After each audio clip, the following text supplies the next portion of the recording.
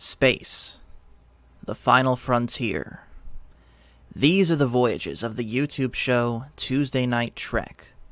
Its mission: to catalog every piece of Star Trek media, to keep alive the spirit of Gene Roddenberry, to boldly go where no YouTube show has gone before.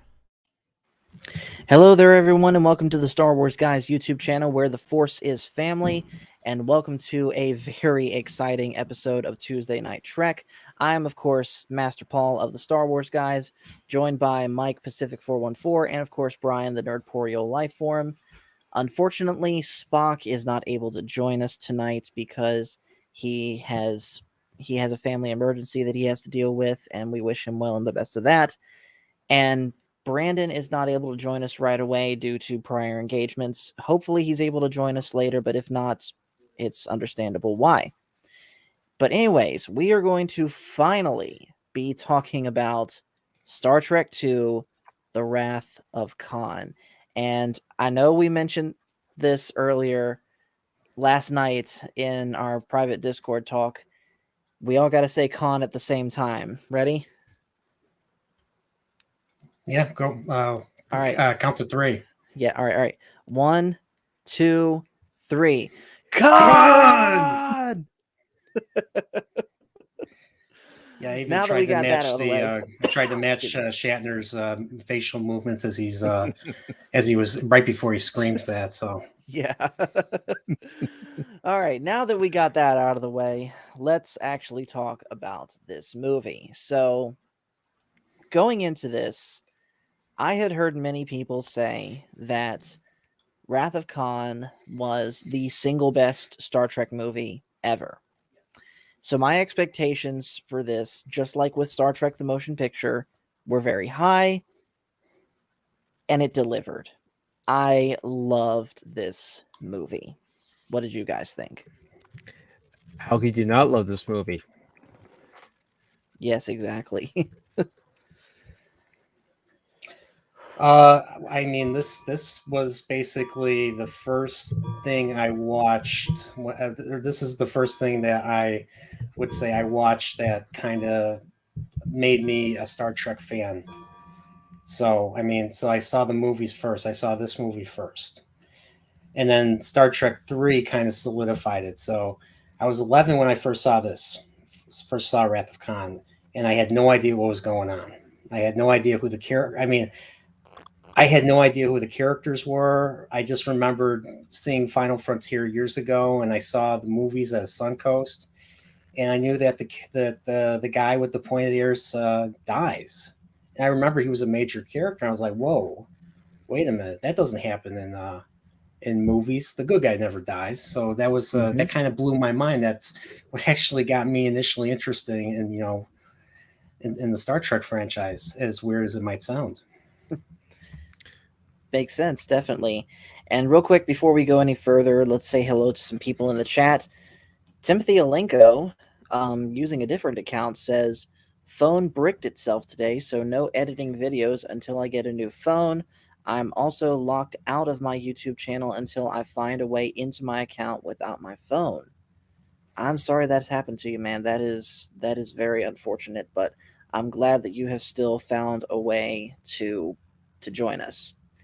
And hello to Stovepipe Downtube, who says, Chekhov, Botany Bay? Oh no. Bad Chekhov voice aside. Imagine if Sulu had been there. Botany Bay? Oh my. Yes. You know, it's funny. Takei did not want to be in this movie. He was considering because of his really limited role in this, and it was actually Shatner that kind of convinced him to, come back and be in the movie and stuff. Knowing those two, that's surprising. Yeah, I was surprised too when I read that. So, but yeah, like Sulu did not have barely a role in this. Like he's just he's at the helm. And he says phaser's locked and yes sir and warp 2 and your typical Sulu. So seeing Star Trek 3, seeing them all do stuff, and you'll see this for yourself, kind of made me really like the characters. Good.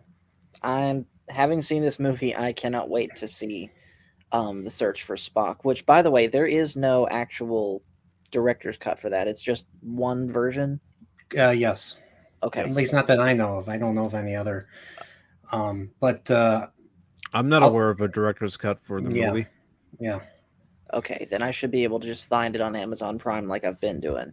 I'll say just like this movie, 3 has a lot of beautiful shots because Nimoy himself was a big photographer.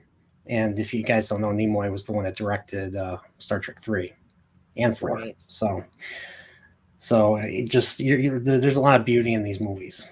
Yes, there is. And real quick, hello to Action Com, who was joining us in Screaming Con. Jake D, I highlighted you earlier, but hello. And hello to Spock's Friday Nights.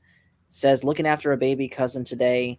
I understand family commitments come first, but I'm still glad you're at least able to be with us in the chat. And hello to Jock Nerdy. Welcome. I believe this is my first time seeing you here on the channel, so special welcome to you. And of course, hello to Green Lantern 345 and hello to Average. And of course, ActionCom bringing up the quotes here saying, so much for the little training cruise. All right, so let's see. Let's go ahead and get into this now, and let's just jump right into the story.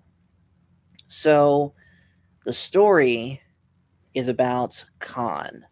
Now, Khan, this is not, I was under the impression, knowing nothing about Star Trek, that Khan only existed in this movie.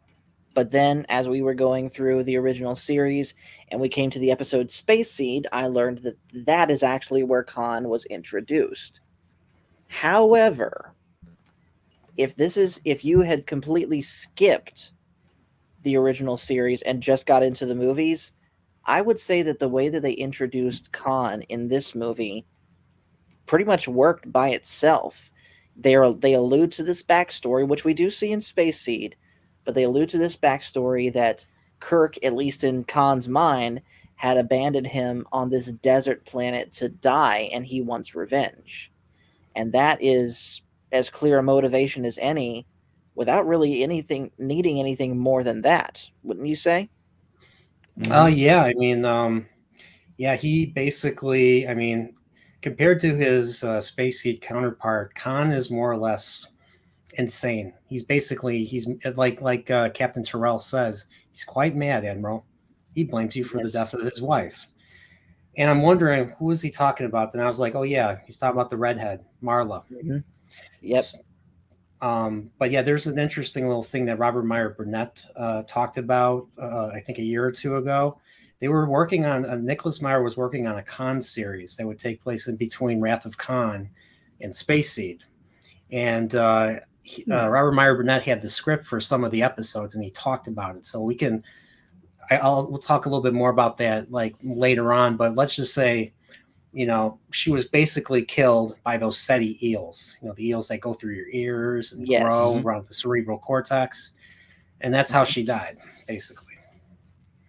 Which would have been a tragic and disturbing way to watch someone go.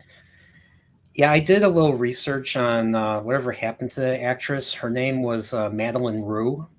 And she got really sick in the 80s. Like she had I think she contracted MS. So she was like wheelchair bound. So so she wasn't able to participate. At least I don't think she wasn't able to participate in this movie. And of course, she's no longer with us. Yeah. Right. Rest in peace. So Pacific, what did you think of Khan and how he was introduced in this movie? I liked it. I really did. Yes, I know someone out there in the chat, and someone might even say it on the panel, have an issue with Chekhov recognizing Khan and Khan recognizing Chekhov. But I've always looked at it this way. Chekhov was probably on the lower decks of the Enterprise at the time Khan was aboard the ship in Space Seed. So at some point their paths must have crossed.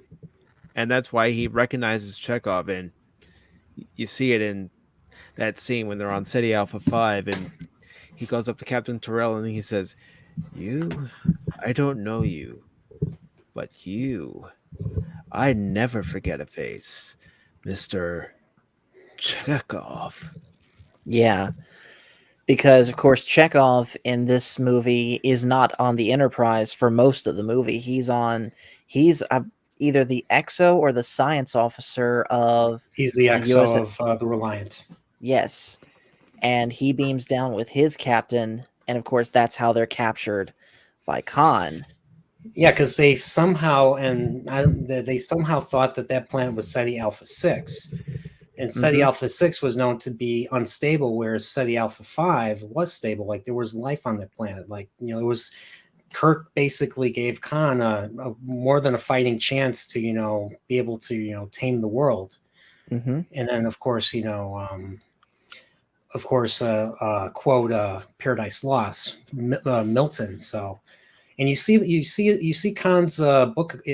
By the way, it was one interesting thing I didn't notice until several watches later. Is you notice what Khan is reading, like his little bookshelf. Yeah, So Moby Yeah. Dick. he has Moby Dick, he has King Lear, he has obviously Paradise Lost, and I think he also has Dante's Inferno. I think those are the four main stories. Hmm. But of course, we all know that he quotes Moby Dick, because Yeah. that's your most classic revenge story of revenge and stuff, and how revenge just doesn't pay. Yep. And of course, what Action Com is pointing out here, Khan's motivation is pretty tragic.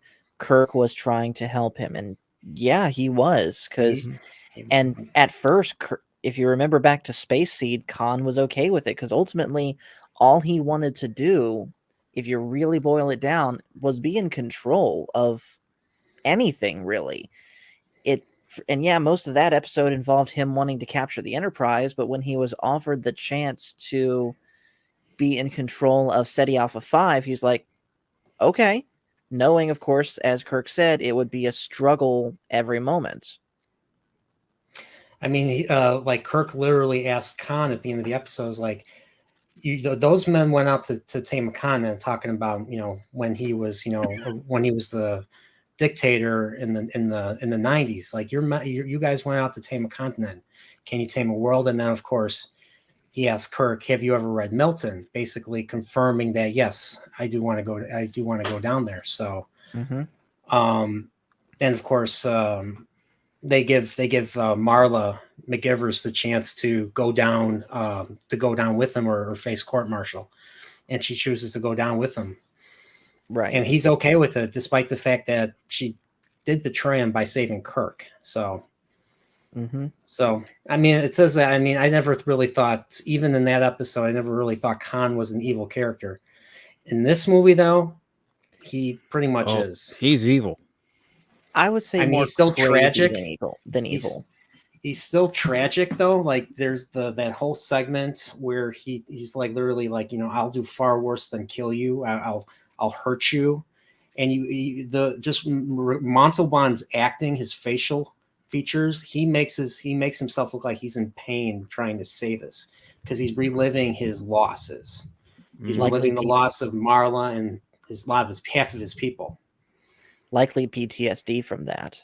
Yes, and yeah, and then of course Kirk gives his famous scream, his famous Khan, and then of course you find out that was all a ruse, just to trick them into thinking that they were helpless when they actually weren't.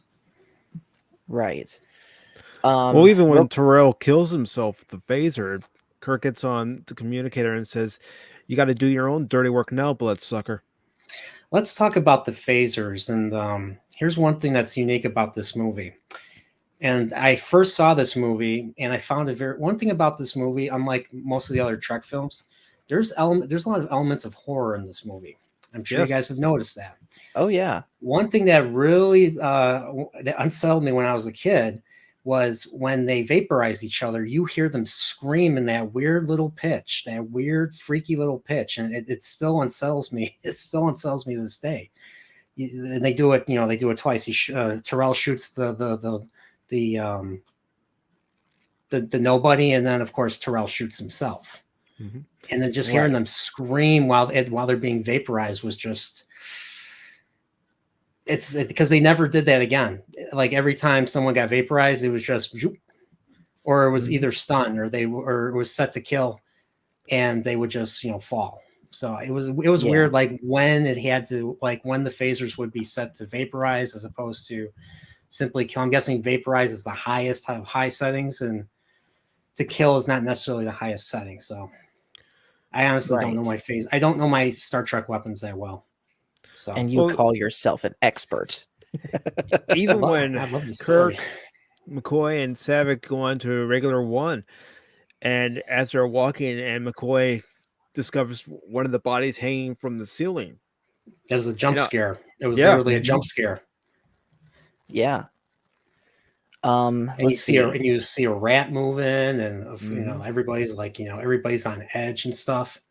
But then they take care of the bodies, and then they find Chekhov and Tyrell in that what do you call it? In that crate, in that was it a duranium crate?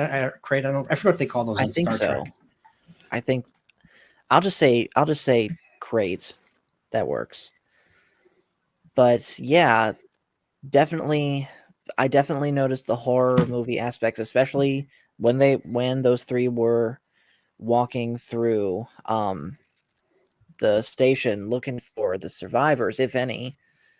And of course, yes, Khan looks like that is some of Ricardo Montalban's best acting. Granted, I've only seen him in 3 things: Space Seed, this, and the Spy Kids movies, which we don't even need to talk about those. But personally, my favorite thing that Khan says, and wait, no, that was on Twitter. It was the "he tasks me" speech. Mm-hmm. And yeah, when Khan's being told, "You've got Genesis, you don't need revenge." Mm-hmm. But he's like, "No, I do. Otherwise, well, putting it nicely, my soul can't rest in peace if I don't get revenge." Mm-hmm. And I like what Action Com says here. This is why Star Trek stands tall with Star Wars. It's got all the perfect elements of science fiction, spaceships, laser guns, scientific transports, and advanced computers. And according to Jock Nerdy, Montalban is in The Naked Gun. Nothing to see here. Nothing to see here. Yeah, he is. That's where that whole nothing to see here, and the buildings like exploding behind or it's burning a fireworks factory. And of course, and people were comparing that to what CNN said last year during a certain period about certain things going on in the country. And of course, ActionCom filling in the rest of it. I'll chase him round the moons of Nivea, around the Antares Maelstrom, and round Perdition's flames before I give him up. And that, to me, is really where I started to sympathize with Khan, because in his mind, that time on Ceti Alpha 5, after 6 had blown up and made 5 a wasteland, it made him so insane. The closest thing I could equate it to is Darth Maul, just after landing on Lotho Minor in the Clone Wars, after getting cut in half, the years that he spent there attached to that ramshackle spider body, focusing on the fact that Obi-Wan made him literally fall from grace and how mad that drove him. Kind of what that reminded me of. Yeah, I could definitely see that. Yeah, I can see the parallels. I wouldn't be surprised if they kind of borrowed some of those ideas, but that's what Hollywood generally does. So true. And earlier, ActionCom said this: I like Khan's reaction when he finds out that Kirk is now and I'm going to try and do this right, Admiral. Yeah, he's pissed. Like, while he's suffering, well, here's what I'm thinking. While he's suffering on Ceti Alpha 5, where Kirk put him, You know, and Mhm. losing Marla and half of his people. You know, and then hearing Kirk was able to complete his mission and get promoted and stuff, that kind of adds, that's kind of a cherry to his revenge. It's a cherry on Yeah, the top. definitely. So he says Admiral quite a bit in this movie, and that's my title for my Discord, my Yes. Discord server. I am the Admiral. So, Nice. but yeah, I mean, when you see Khan, when the Enterprise is on its way to Regular One, by baiting him, you know, showing, you know, letting Carol Marcus make contact with them, and then they jam, you know, they jam the transmission. Hmm. When they get there and they're about to fire, when they're about to fire on the Enterprise, you see how Khan reacts. He's like, lock phasers on target. And then he's like, and then he smiles. He's like, fire! You know, he's like, it's like a release. It's like a payoff to all those years of suffering. He's like, I'm finally doing this. I'm 15 years. I'm finally getting vengeance. I'm finally getting back at Kirk. Right. And then once he knows for sure that he has Kirk where he wants him, he of course gets on the horn with him and says, I want to well, he at first he says, I want to negotiate your terms of surrender, but then he's like, I want you to know that it was me that killed you.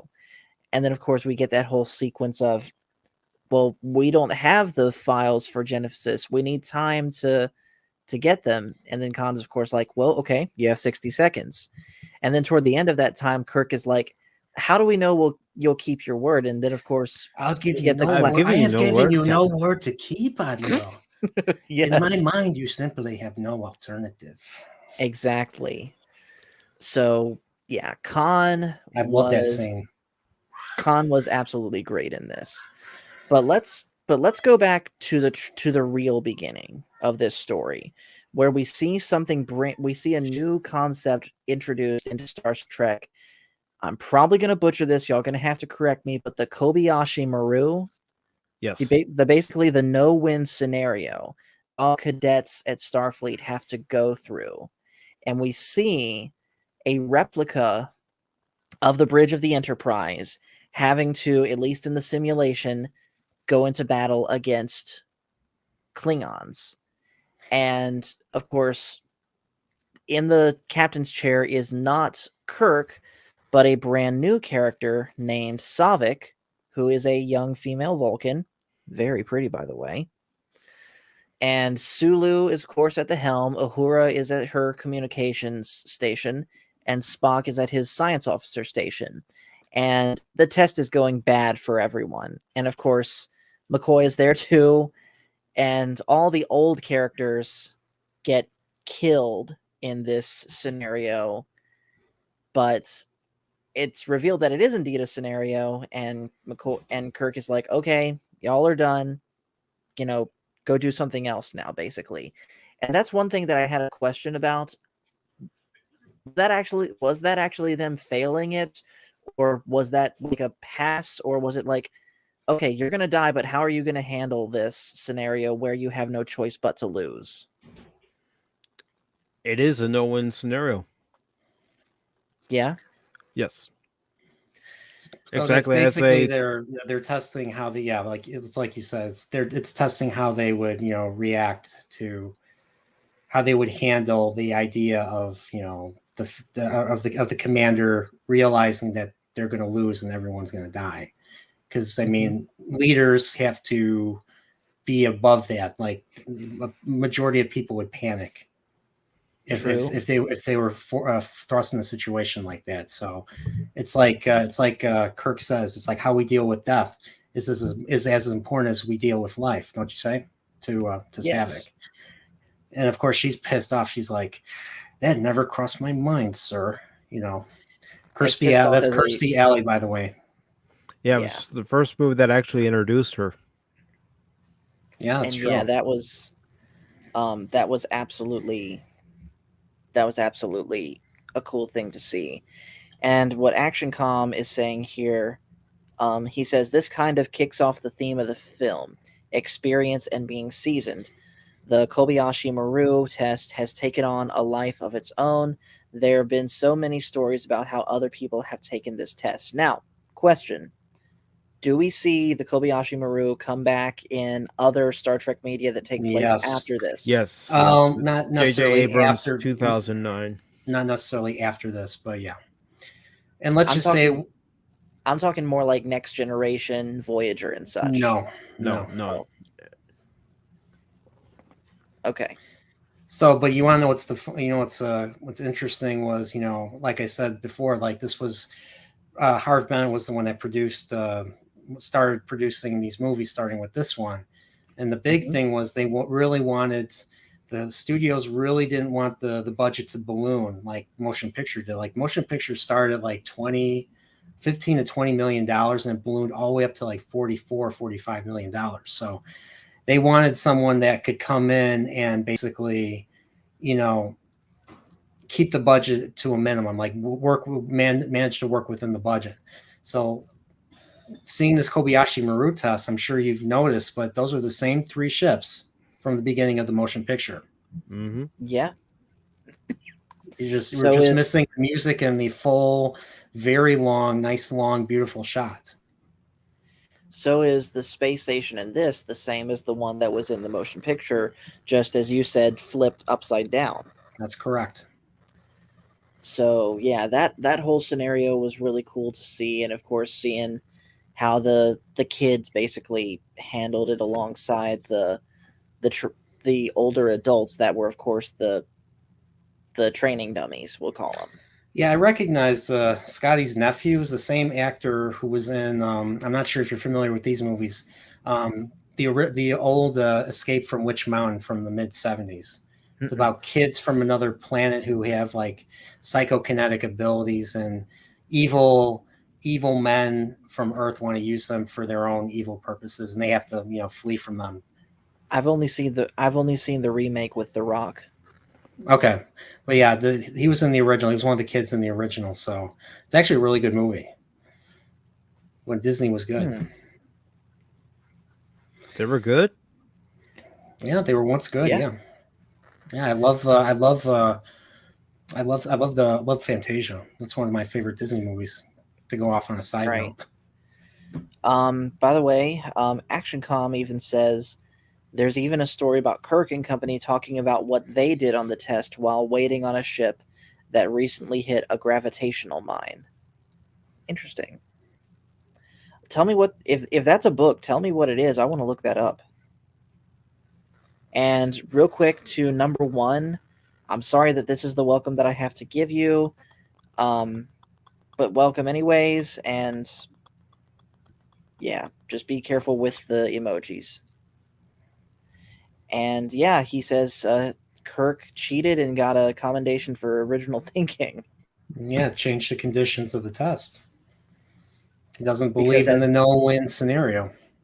And he doesn't I don't like to lose. Yeah. You're alive, you fight until, you fight for any chance to win. Exactly. That's his philosophy. Yes. So after all of this happens, we find out, of course, that it is Kirk's birthday on this day. And of course, Spock and McCoy are giving him birthday presents.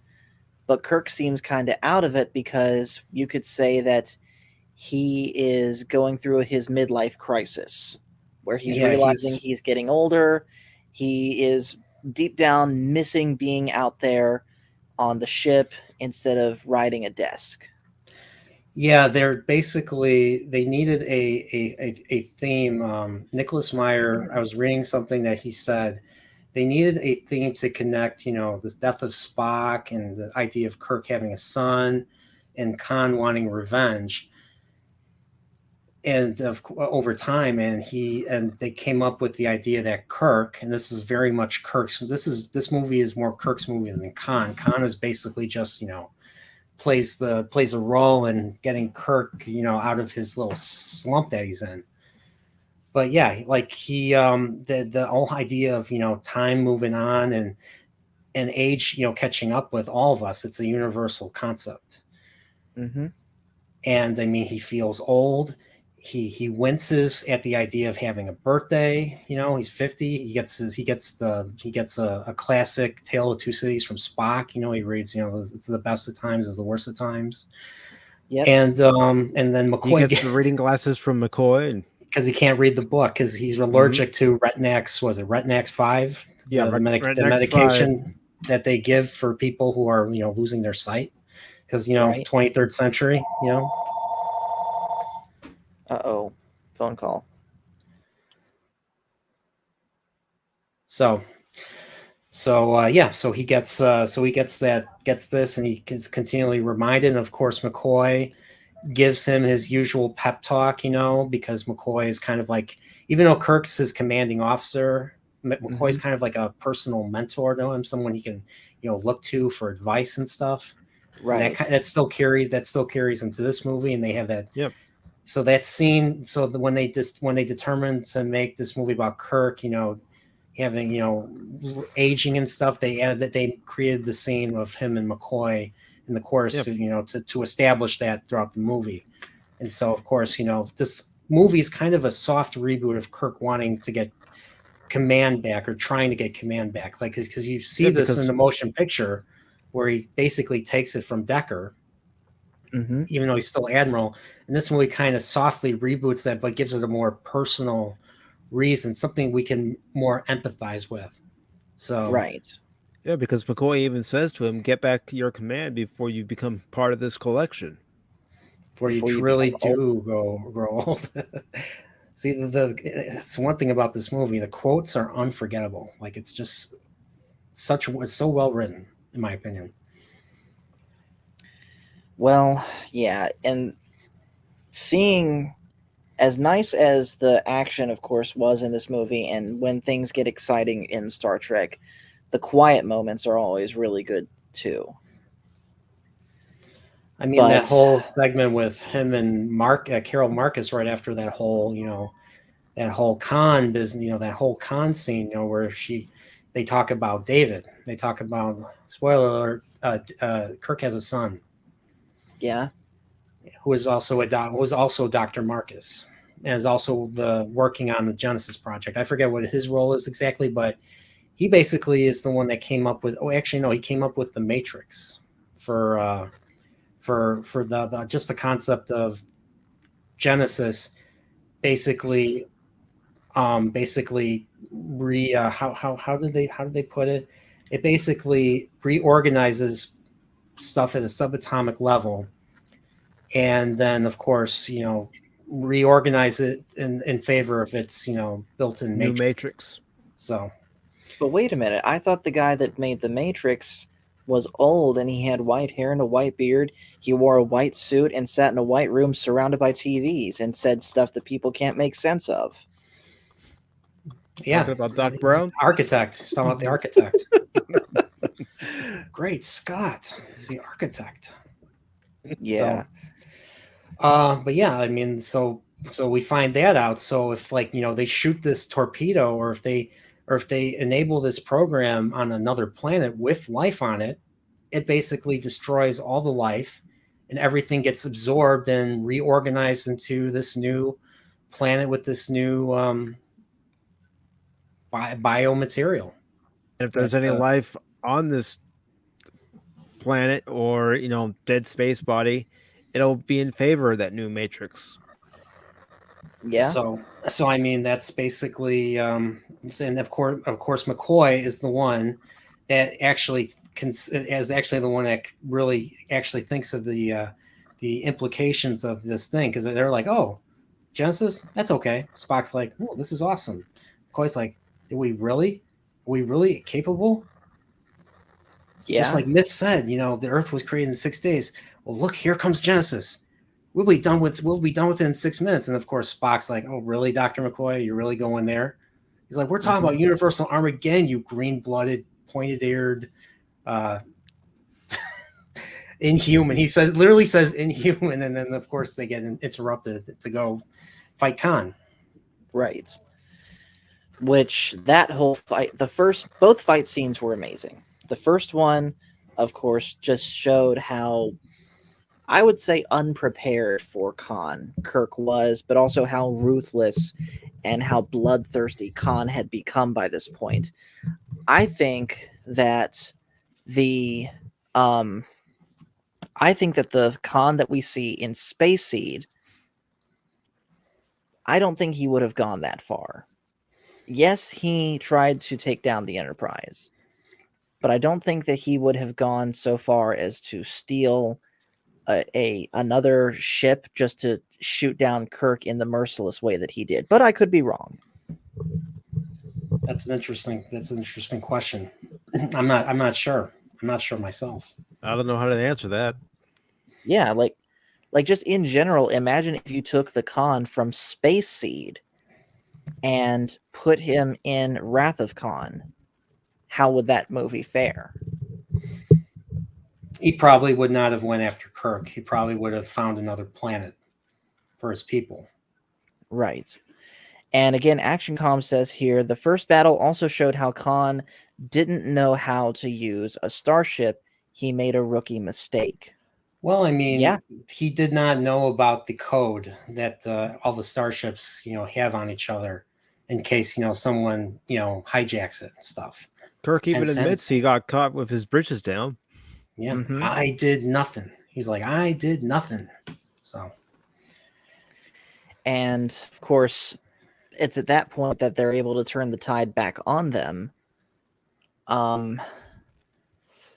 But also after that, where they realize they got to go to that station, find the doctors, which, as we said before, was like a horror movie, and where we ultimately catch up to Teller and Chekhov, who had, like I said, been captured on the Alpha 5 icon and implanted with those eels in their ears, and they were basically being mind controlled by Khan in a very disturbing way. they were susceptible to suggestion, as Mhm. Khan put it. I just Yes. I love his choice of words. Like I will I just love his choice of words. I'll take any opportunity to quote him. Like he steals every scene in this movie. Yes. Every scene. I just wish more of his minions talked. It was just that one guy, Joaquin. Joaquin was the only one that talked to him. Was the only one that he acted or played off of. Right. Everyone else was just like muscular and just like standing there, being Just kind of being there. being supermen, superwomen. Mm-hmm. But what also makes this movie so great, in my opinion, is the fact that William Shatner and Ricardo Montalban didn't have a single scene where they were actually physically together in that scene. Yeah, they were filmed separately. Like I think Ricardo Montalban filmed first, and then all the stuff with Shatner was filmed afterwards. So can you imagine that they managed to put this together and still make it compelling, as the Critical Drinker said. Yeah. But at the same time, knowing that, I would have loved to at least get one thing of them just in the same room. They But at the originally same- had like a sword fight prepared and stuff, and they abandoned that idea Any particular reason why? because they were both unavailable at the same time. So they were filmed separately. So they had to work with that. And a Okay. lot of people, and I mean, I'll be honest. I mean, as nice as it would have been, see Kirk on, captured on the Reliant and stuff. I actually don't mind this. I actually don't mind this one. I did that decision, so Fair enough. It was still really compelling in my opinion. Yeah. And of course, Godzillionaire is bringing up the comparisons to Godfather 2, how De Niro and Pacino never share a scene. Very true. Yeah. And Action Com brings up a couple things. Going back to the first battle, Kirk had 15 years experience on a starship. Khan never learned how to operate learned how to operate a starship watching YouTube. No, it's the technical manuals Yes. from Space Seed. That's how he learned how to capture the ship and he set the ship on self-destruct. Your ship flares up like an exploding sun within minutes. I mean, who talks like that? That's awesome. And then Action Com saying Khan's people look much younger than Khan. Minor nitpick. Yeah, that's true. fair enough. And then he asked, "What do you think of how Khan's people looked? Sort of Mad Mask-esque." Yeah, I liked it, and it definitely makes sense for them living on a desert wasteland like that. I think Dolph Lundgren as He-Man could have fit in. With them. Same here, same type of outfit.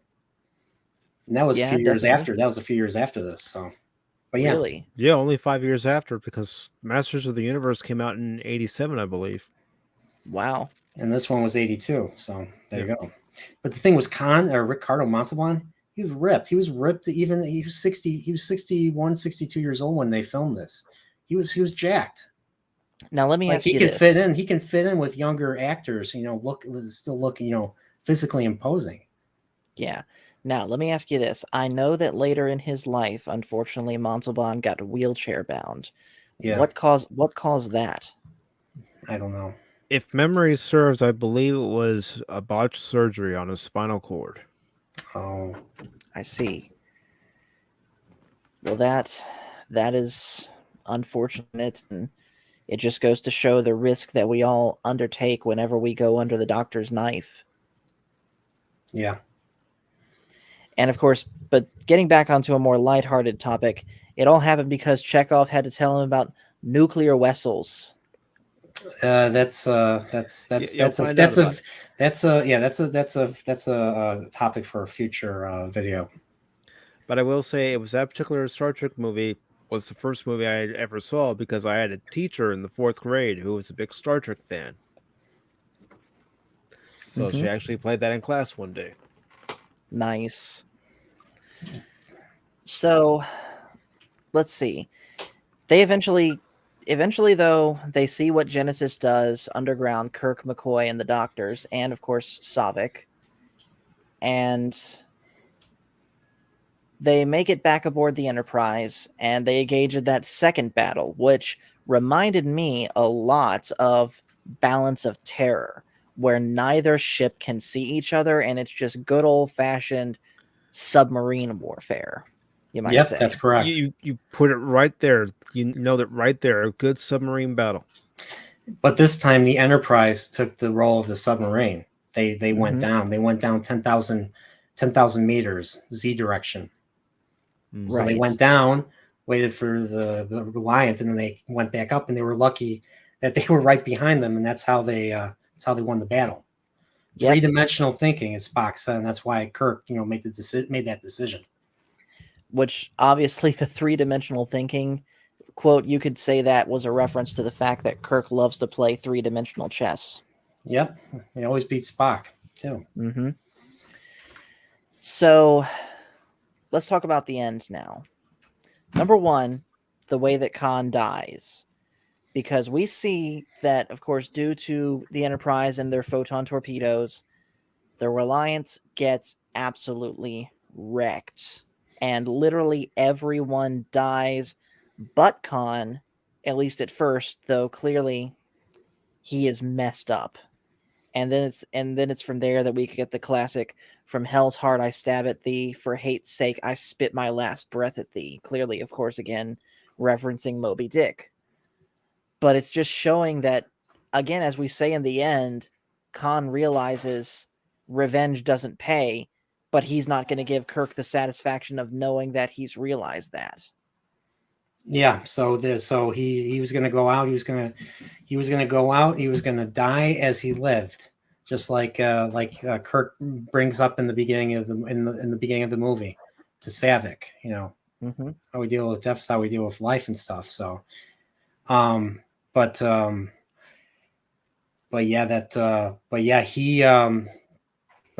bad. I'll say this much: in the Abrams movies, spoiler alert, they bring back Khan, and Khan has super blood that can bring anybody back to life, or can heal you and make you like in an RPG, you're like 100% back to normal. Why? Because J.J. Abrams, because they needed a way to bring Kirk back, because they did something similar in that movie as a homage, And quote speaking of unquote. that, let's talk about what literally everyone remembers from this movie, the death of Spock. Now, admittedly, I was not 100% clear about why Spock had to go into that chamber, but clearly he has to, and he has to mess with something to get the ship running right. And there is like massive lethal amounts of radiation in there that even Scotty himself tried to go in there but could not survive. And of course, McCoy tries to stop him, but Spock gets past him anyway by Yeah, he basically it's a parallel to Balance of Terror. Remember in Balance of Terror in the engineering room, the coolant, the phaser coolant leaks, and so you have Tomlinson and Styles are in Yeah. there, and they can't fire the ship. It's the same, very similar type. It's a very parallel type of emergency. Spock goes in there at risk to his at risk to his being, and of course he saves Styles, but Tomlinson's already dead, so they lose someone at the end of that episode. Now Spock himself survives. He manages to get out of there, but it's the same idea. He takes it upon himself to fix his human side, to fix the problem, and then they have limited time. The Genesis device is about to go off, and it's gonna suck the entire nebula and everything in it and reform it into a planet. So right. they had to get out of there, or they'd all be dead. Yep. And when he passes his contract to Dr. McCoy and says, "Remember." Yeah, that was another thing that I never was clear on. Like, why did he do that? They needed a hook into the next movie. Right. That was filmed at the last minute. They came up with an idea. Nimoy came up with an idea, and they went with it. He just simply mind melds and says, "Remember," and that's going to play a big part in the next movie. Okay. Mm-hmm. And then of course they get away, but then Kirk realizes where Spock is. But by the time that he gets there, as McCoy and Scotty say, it's He'll too die. late to help Sir, Spock. he's dead already. Yes. Originally they wanted DeForest Kelly to say he's dead, Jim, and DeForest Kelly refused to say that. Really? Yes. He felt it would have been just cheesy and unnecessary and inappropriate. I agree. So I'm glad that Scotty says he's dead already, like that. and I think honestly it packed even bigger of a punch that was what we got. And then of course we get the classic recital of the line that we hear earlier in the movie of the needs of the many outweigh the needs of the few or the one. I'm glad to have called you my friend. Live long and prosper. I And have been and never shall be your friend. Yeah. yes. And then Spock gives up the ghost. And Kirk goes, "No." And you Yeah. can see the That's a anguish in real Shatner's face. that's a real reaction. Yeah. I watched. I mean, at first I didn't. I mean, at first I didn't really understand it, but I lost my father several years ago, and I had that same reaction because I wasn't there. I was living. My family's in Chicago. I was living in Iowa, so I wasn't there, and I had that same reaction. I wasn't separated by glass or anything like that, but I had that same reaction. Like I was just like, I literally said no, and then I went into like a 20-minute trance, the way Kirk kind of does at the end. Right. So every time I see that, I can relate, and that's another thing that makes this movie brilliant. I can too, having lost my father 17 years ago and my mom back in January. I'm so sorry. Spock also, according to Stovepipe Down to, Spock also says, I never took the Kobayashi Maru test until now. Yeah. That, I would say, is a good way to describe that scenario that he put himself in. Mm-hmm. And then, of course, we get the funeral for him afterward. And yeah, especially when Scotty started playing Amazing Grace on the bagpipes. that just about got me. In fact, I'm starting to well up a little bit now. Yeah, I love that. I mean, yeah. Just hearing that is just, it's a timeless hymn. It is.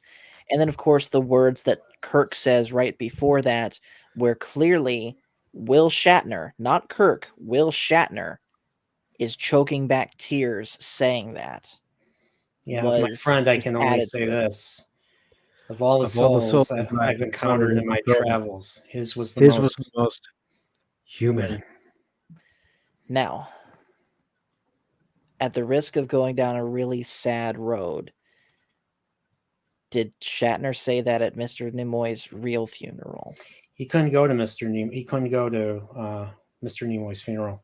He was busy doing something. He had another engagement. So, but I think he did pay his respects online. Understandable. You got to keep your commitments, but at the same time, that truly would have been both. It would have been both a happy and a sad thing had he been able to give that speech in real life for his friend. Yeah. But then, because when it comes to Leonard Nimoy, he's been a part of two IPs that I greatly enjoyed growing up, and I still have a passion for now: Star Trek and Transformers. Yeah. Yeah, he obviously, I know him more as Spock because I barely know anything. I know he was in G1 Transformers Season 3, like during the time of Rodimus Prime. But I know him only as Spock, and of course the original voice of Master Xehanort from Kingdom Hearts. Mm-hmm. Oh yeah, that's right. I forgot about that. But yeah, that whole sequence of pretty much from the beginning of Spock realizing that he needs to get up and do something so that they can get out of there to the end of the funeral was just 10 out of 10 movie magic. I mean, that's why it's important to, when you're doing a death, you have to do it right. I mean, that this is miles ahead of what we saw in The Force Awakens with Han Solo. Yeah. I mean, they should have done something similar. I mean, he was another big legacy character. I mean, even longer. I mean, there was 15 years between Wrath of Khan and when the series began. I mean, with Force Awakens, it was 38 years? Yeah. So, I mean, you say Han Solo. I say all three of those original trilogy characters, Luke, Han, and Leia. Well, yeah. I mean, yeah, but the one that really got under my skin was Han Solo, just the way he died. Yeah. And then they never really talked about it again. It was an empty death. Yeah. Mm-hmm. A death without purpose. Whereas what we have here is like the send-off of all send-offs for, at least for now, for an absolutely beloved character from a series that its fans were so diehard for.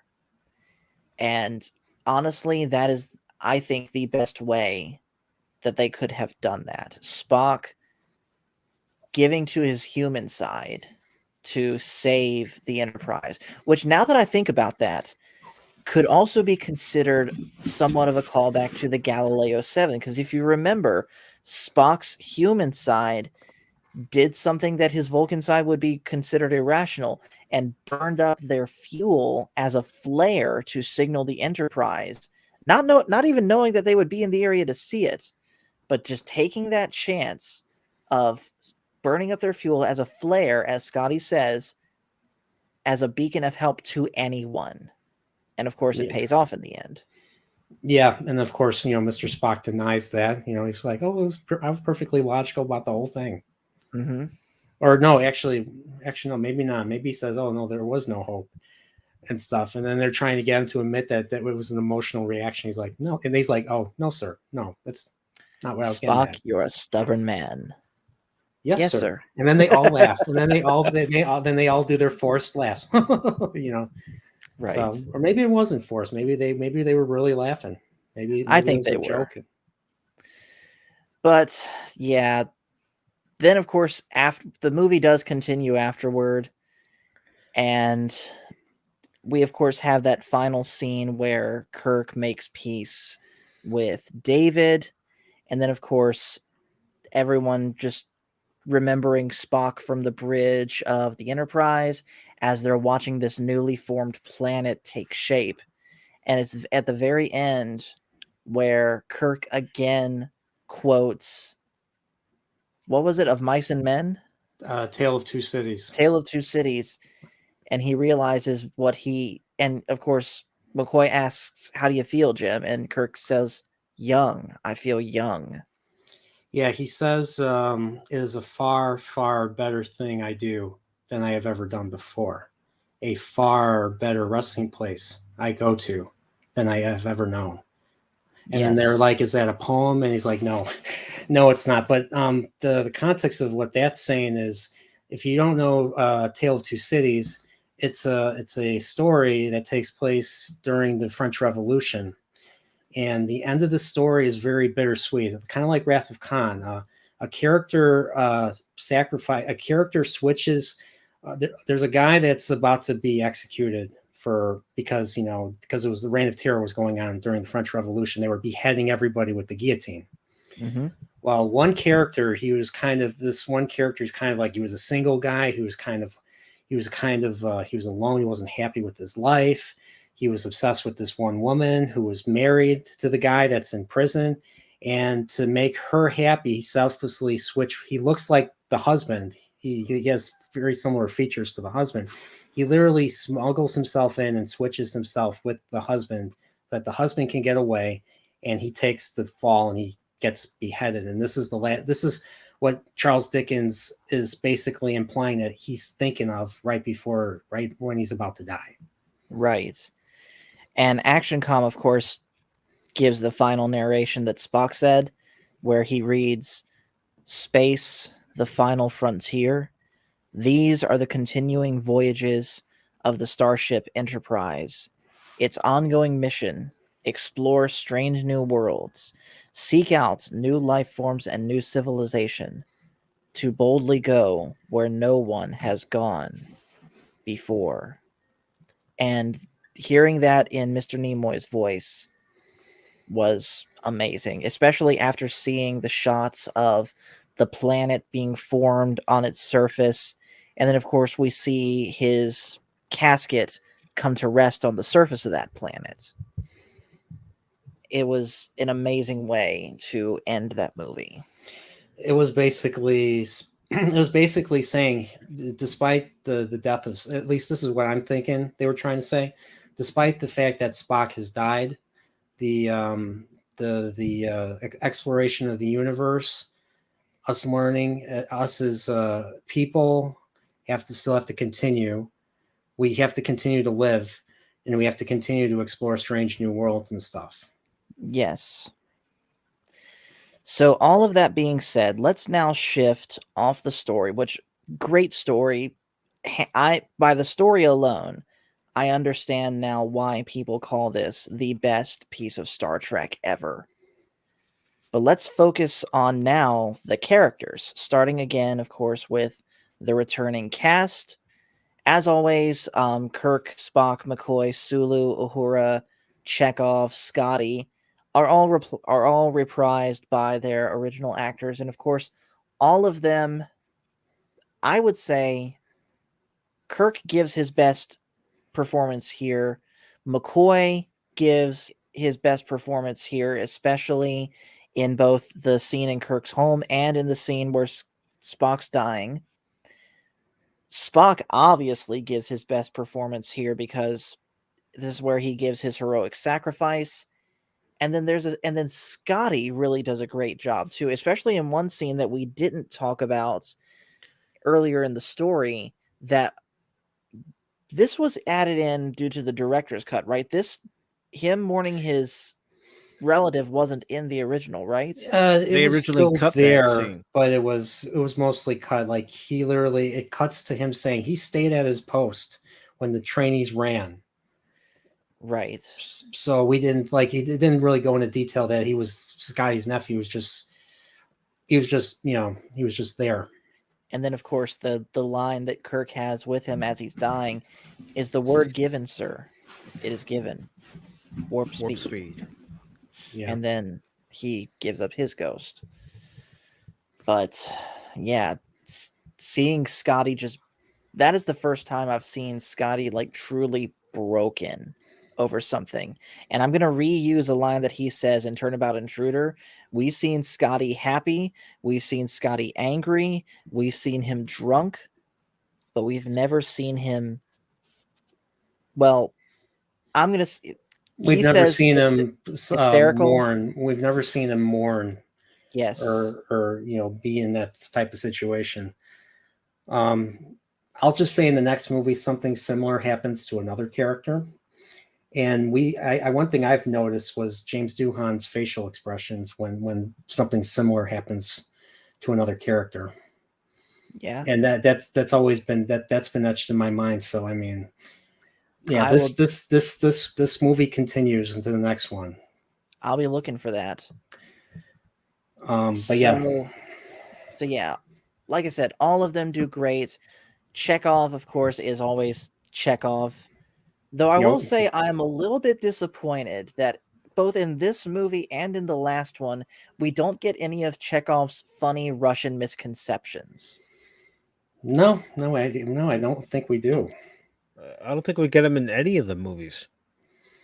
And I know why they did that. They made it seem they were, of course, poking fun at the Soviet Union back in the 60s, where, of course, in the future, someone that's from Russia is going to believe that everything is about Russia. But even still, I think it was done tastefully enough to be considered funny, and I missed it as part of Chekhov's character, both in this movie and in the previous movie.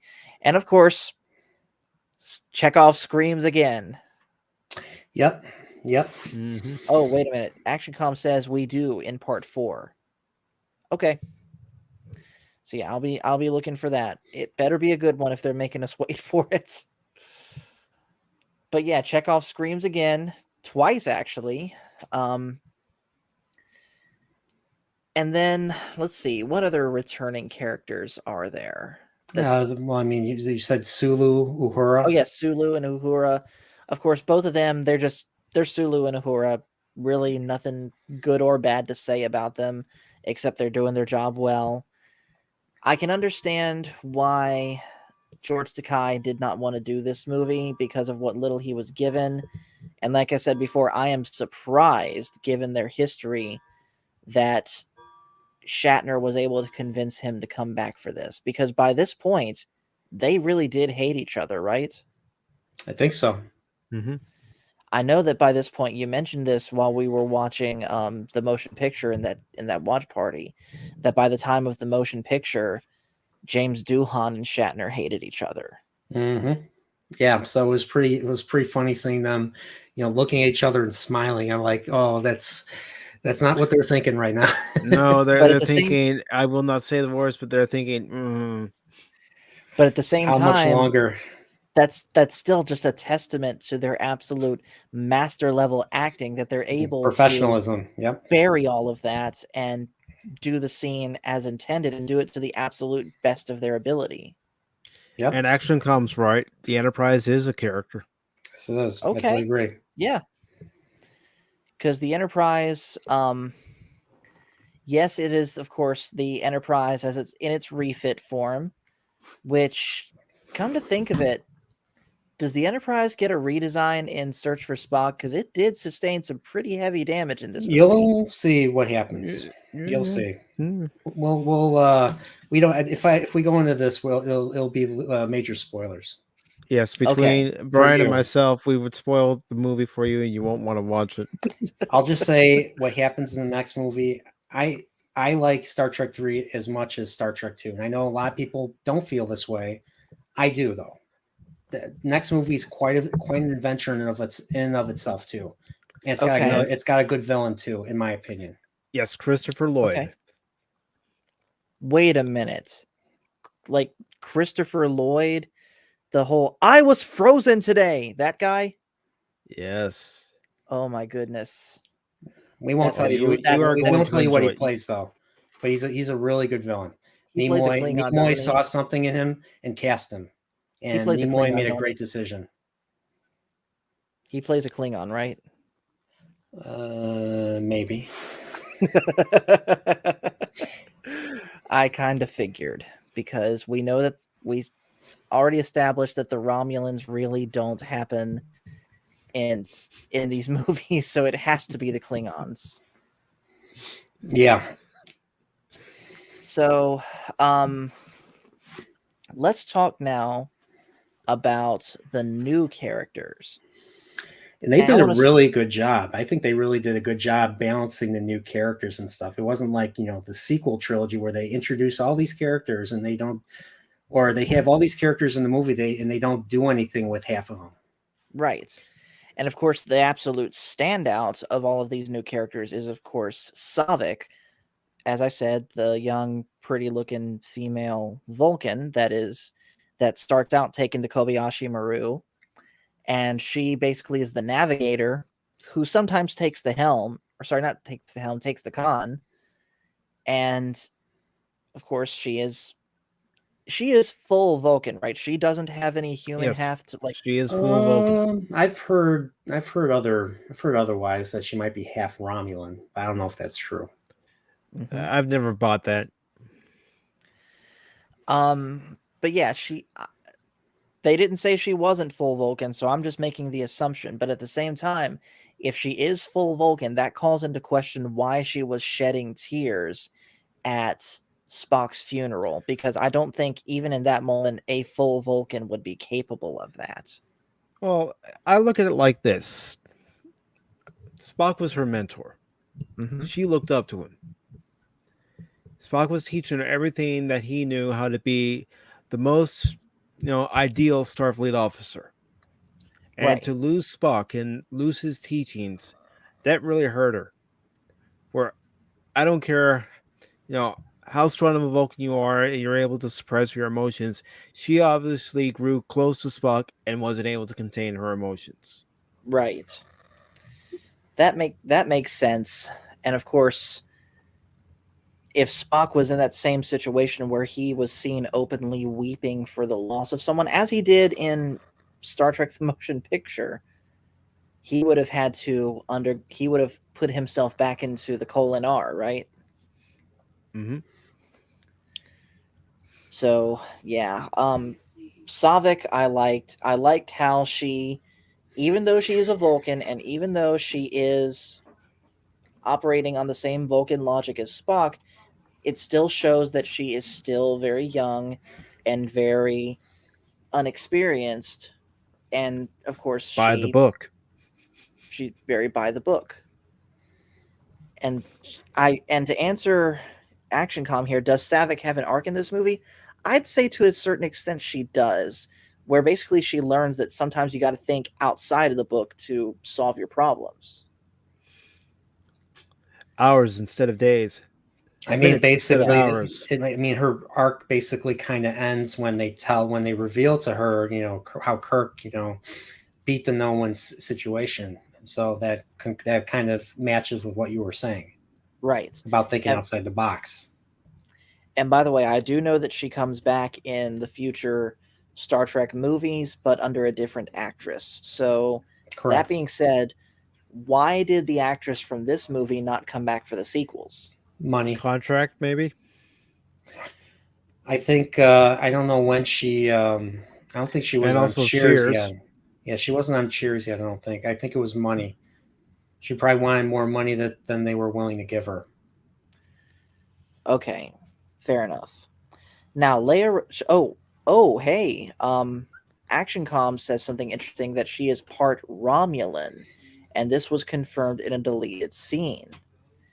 And I guess Leia Rose, going off of that, says, "Is Savik Spock's daughter with that Romulan commander?" I don't think so about that one. Do you?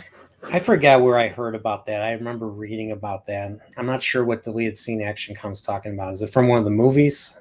Is it from Rathcon? I think I'll so. have to, it'll be an interesting thing to find out.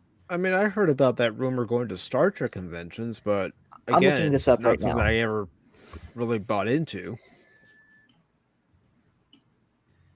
Okay, I am looking this up now. She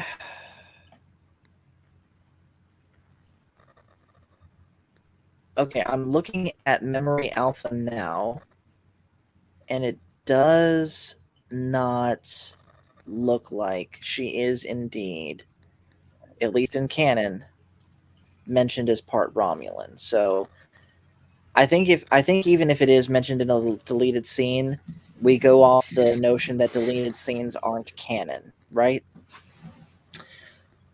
Pretty much. I guess. It says it's in the hallway scene. She was asked this at a convention. She says they never asked her. It's in the hallway scene of Rathacon 2, where Kirk brought the book. The scene was right after the simulator scene. Okay, I'm sure they had possibly considered that, but for me personally, the way I see it, if it ain't in the movie, even if it's a deleted scene, it didn't happen. So, as far as I am concerned, she's just a Vulcan. Unless they decide to bring her back somehow and clarify that in this new Trek stuff, but I doubt that's going to happen. And if they do, they will. With new Trek, I wouldn't be surprised. They need to bait people somehow. Yeah, and even if they do, they'll find a way to ruin her somehow if what I've heard you guys talk about is true, which I have no reason to doubt you. So the other new characters to talk about is David and Dr. Marcus, and the added dynamic that they have with Kirk when they realize that David's mom, Dr. Marcus, was one of Kirk's little flings back in the day. And as we talked about last night, sometimes when you're being a gallivanting womanizer of the galaxy, saying it like that, sometimes you slip up. And thus, there's David. Now, initially when I saw this, I couldn't help but get flashbacks to The Force Awakens when it's revealed that that Ben Solo, of course, is the son of Han Solo, and of course both have the thing in common where neither of their dad were really in their life for long periods of time. Heck, David didn't have Kirk in his life ever. But at the same time, I can 100% say that they handled that topic better here than they did in The Force Awakens, because Kirk is still shown as, when he realizes that he is a father, he's still shown as a competent father and leader, right? And Kirk didn't get murdered by his son and fall off a bridge. Exactly. No, and David came to terms with his father and began to accept him. Yeah. Yeah, and it was a very wonderful moment in the movie. So ActionCom says it's interesting that David hates Kirk and his mom sticks up for Kirk, which is very interesting indeed. Let's see, what other new characters are worth talking about? I mean, you have Captain Terrell. Yeah, Captain played Terrell. by the great Paul Winfield. Yes, and it's not going to be Paul Winfield's last foray into Star Trek. That's true. I believe it. But yeah, Captain Terrell, he was cool. I think the whole reason they put him in there, at least for me, what I got out of it was clearly showing again that not every captain is Captain Kirk. Every captain has different levels of competency at their job.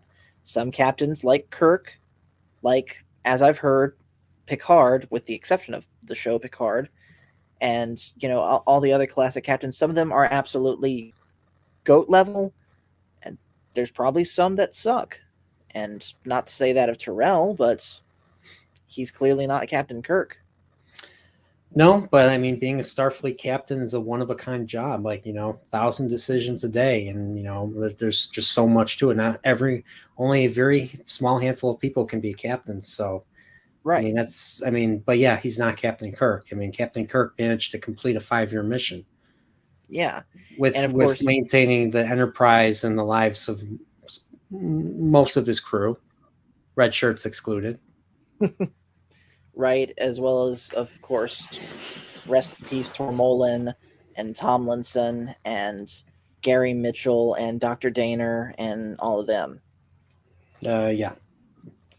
But yeah, and going along with that, even in the original series, we just see that certain people, even if they may have started out as good captains at first, just something happens and they become unfit for duty, like Commodore Decker, or the one captain I can't remember his name of in the episode with the Yangs and the Combs. Captain Tracy. Yeah. Yeah, I Captain totally agree. Tracy. Let's see. ActionCom says, I like the working relationship between Terrell, Chekhov, and Carol Marcus. They all get on each other's nerves. Yeah? I mean, it's basically, Terrell and Chekhov are basically the military, and Marcus is basically, she's a scientist. Yeah. But this is her project, and she's basically the one calling the shots. So that's why she gets super like, what the, when they're saying, oh, SETI Alpha 5 is checked out. They're like, really? Like, there's a lot of work that goes into determining that. How are you already making this decision now? They're like, we weren't expecting you for another 6 months. Right. So it's just interesting how, like, there's a lot of rules behind what they're doing with the terraforming, and just like the Prime Directive, there's a lot of general orders. There's a lot of there's a tight procedure that their interactions have basically made me aware of when it comes to terraforming. Like, once again, Prime Directive, if there's life on that planet, the show is off. Mm-hmm. You cannot replace that life, no matter how small, whether it's a microbe or something. I mean, that's how strict the Prime Directive is. Right. Well, even David brings up the fact that it's irregular for everything that's going on with the Reliant on its way and Admiral Kirk, in quotes, giving them the orders to pick up Genesis. Genesis. No, sorry, that's a later thing. Does what Nintendo don't. Yeah. Mm-hmm. So, real quick to answer ActionCom's question, what do I think of the new uniforms? Honestly, I went into the new uniforms expecting to not like them because I had seen pictures of what they looked like, but honestly, coming out of them in this movie, I kind of liked them. Though that being said, as of right now, at least, nothing replaces the original TOS uniforms to me. Those are GOAT tier. Oh yeah, I love just the different colors. Just gives it that little quirk and stuff. Whereas these are Yes. more formal and more, like you said, like they're more naval. Yes, definitely. Now, I will have a say this question for you, though. Paul. Yeah, go ahead. What do you think of the score for the movie by James Horner? Very well done. Very well done indeed. In fact, that was something we were going to get into now as the music. The music was great. I already talked about how the use of Amazing Grace in Spock's funeral. In fact, had I been streaming from upstairs, I would have closed out this stream by playing an electric guitar version of Amazing Grace, but unfortunately down here on my laptop that's just not possible. You know what's funny? I recently did a review of a movie called Invasion of the Body Snatchers from 1978 that also stars a certain actor named Leonard. And at the end of that movie, they play the same thing. It's almost the same exact thing. I'm wondering if they took that theme, the bagpipes version of Amazing Grace, and they kind of put that track in this movie. Because I heard the exact same thing. I was surprised to hear it.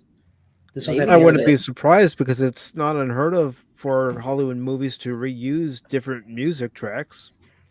So I was like, I'm like, really? I went right away, looked it up to see if it was the exact same thing, and I couldn't get a direct answer. But a lot of people are suspecting that it is. and I was listening carefully to see if there was any difference, and there wasn't. I did not notice any difference. So, and this was So played real, at the end of that movie. yeah. So real quick, going back to the uniforms though, ActionCom says if you look closely on the uniforms, on the shoulder pins, on the shoulder are pins indicating their rank. Pull up a picture of the rank pin system of Starfleet on the internet. They look great. I'm going to do that right now. Let's see. Here is some fan-made ones from Etsy, and I'm going to guess they're accurate. So let me pull this up real quick. So yeah, I like that, and I could definitely see that as being an interpretation of what a future naval rank structure would look like. I think that would be that's believable right there. Later shows they use pins to indicate rank, as Yeah, they opposed have to the the dots. embroidery, as opposed to the embroidery on the wrists that they Right. used in the motion picture and in the original series. So yeah, I mean, this movie basically started a lot. I mean, the whole idea of this movie really started like a lot of the stuff that they continued doing in TNG. So like whenever the ship gets really like whenever the ship gets like massively damaged and stuff, you see them like basically the warp. Something happens to the warp core, and all the engineers are running, fleeing the engineering section. Well, that all started with this movie. That all started with Wrath of Khan. We see that done in later shows. Yeah, Right. TNG, the isolation doors come down just like they do in the Wrath of Khan. Mm-hmm. Yep. Let's see. ActionCom again talking about the music says, I cannot imagine Khan's death without the music. Yeah, that was some good music too.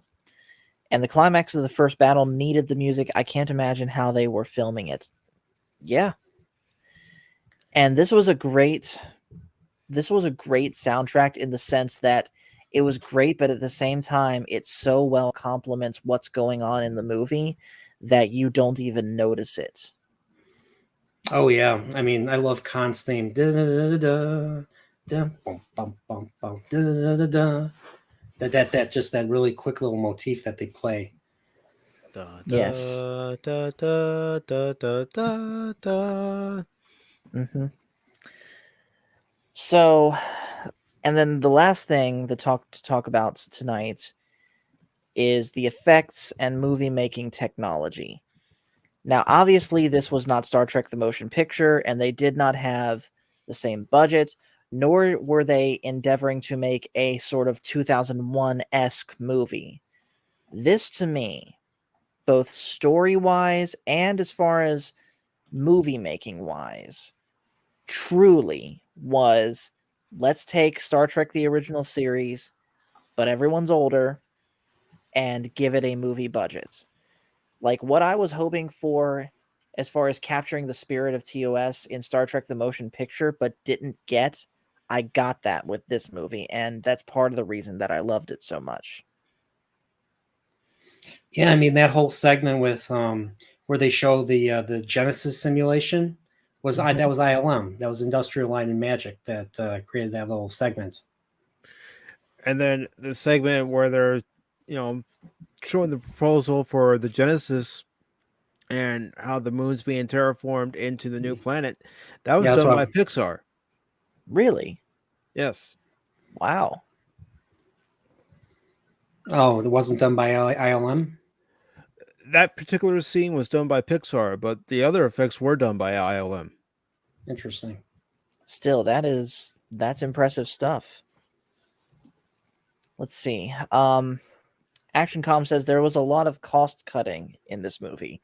I noticed because, like I said, we didn't really have all of the great wide shots of them, for example, boarding the Enterprise for the first time or That was traveling deeper and reused. deeper into V'ger. Yeah, that was all that stuff with the Enterprise, them going on board and stuff. That was all reused from motion picture. So yeah, And let's that there was a lot of there was a lot of reuse. So they took advantage of everything that they could. right. ActionCom also says during the scene where Kirk thanks Spock for the book, they are doing it in front of an atrium. The atrium is not real. It's basically a bird bath with a glass globe held close to the camera. Interesting.